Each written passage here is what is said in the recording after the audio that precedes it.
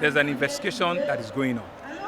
And because the criminal activity, so it's the Nigerian police that is empowered, constitutionally to fully unravel, all of the events that happened.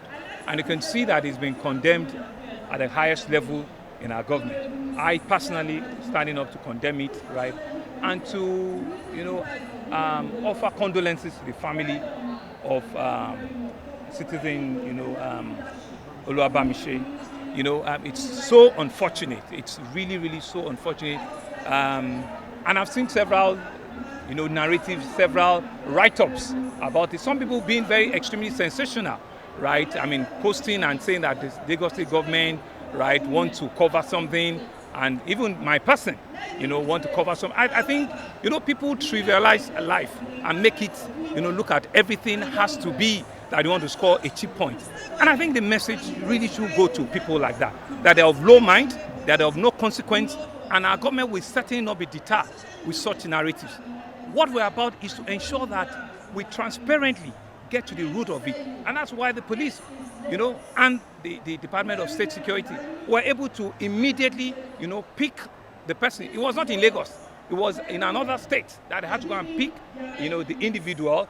And I'm sure that, the Nigerian police have the competence to be able to get us, to the final conclusion. And we've said it, whoever is found, whoever you are, the full, route of the law will be applied, to such consequence, and will ensure that such really does not repeat itself. And I think it's important for me because I've also seen on social media people were asking, you don't have CCTV cameras, your cars and your vehicles. No, it's not true. In all of our BRT buses that we procured two and a half years ago, all of them have CCTV cameras. But however, and trackers. However, the additional ones that we bought locally, the ones that we bought locally last year, are the ones that we have not installed because you need to do a lot of configuration before you can put CCTV cameras in there, right? And so we're speaking with the manufacturer of that. I don't need to mention it, but they were purchased locally. That's the unfortunate one that this particular incident, happened. And I think it's also important for me because I've gotten, information.